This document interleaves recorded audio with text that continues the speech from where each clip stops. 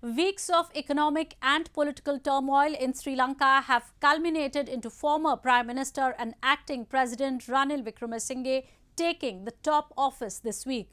However, this hasn't calmed demonstrators down, for they accuse him of a stooge of dynastic Rajapaksa politics and do not see any transition setting in until he is gone too.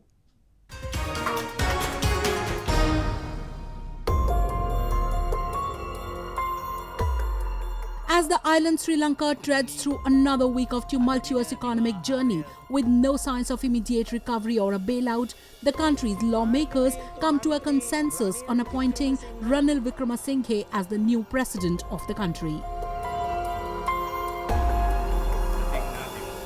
Wickremesinghe will be in office until the next general elections due in 2024. His supporters, along with those who defended the Rajapaksa's governance, came out on streets to celebrate.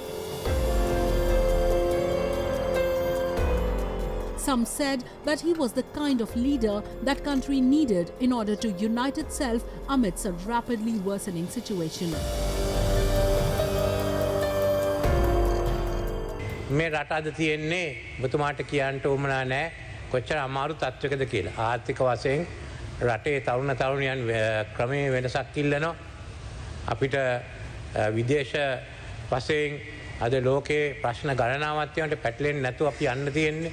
ඉදිරියට යන්න අපි අලුත් වැඩසටහනක් ඇති කරන්න තියෙනවා. ජනතාව අපෙන් ඉල්ලන්නේ පරණ දේශපාලනේ නෙමෙයි.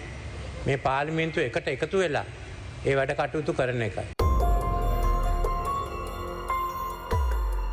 The news, however, has not been well received by all sections, with those who sustained resistance made Rajapaksa step down, calling it mere an extension of the same rule. They are furious with the ruling elite after months of severe shortages of fuel, food and medicines, and call Wickremesinghe's appointment a betrayal to the country. The ongoing economic crisis and political situation has taken Sri Lankans to extremes. No one knows what comes next. Observers say Wickremesinghe's appointment could lead to even more demonstrations in coming times, and the country might be walking a tightrope.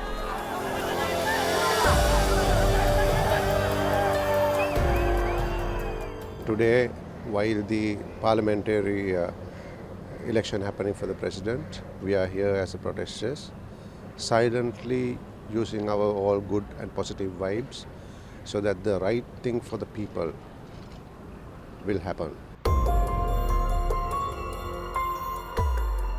Facing the challenge of soaring inflation and severe crunch of essentials, it has become even more important for the new leadership to tread cautiously in times to come.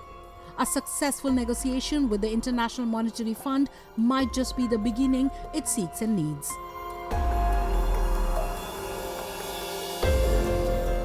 It is also incumbent on the leadership of the island nation to reach out to friendly and supportive countries like India and Japan that have pumped in over $7 billion since the crisis breakout. The government of India has also said that it will continue to monitor the situation in coming days and will provide different forms of assistance.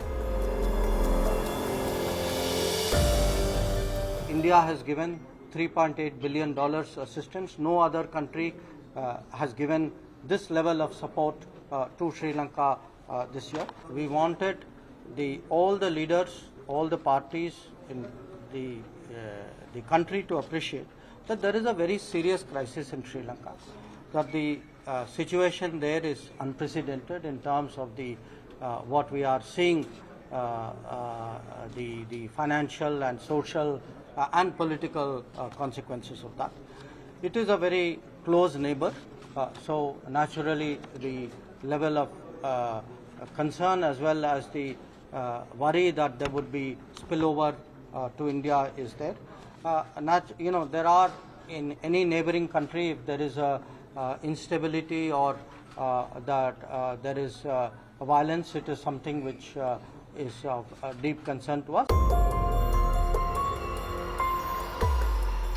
Meanwhile, the Sri Lankan story, which has become an interesting case study for countries around the world, continues to develop, and everybody hopes that the island returns to its days of happiness and stability as soon as possible.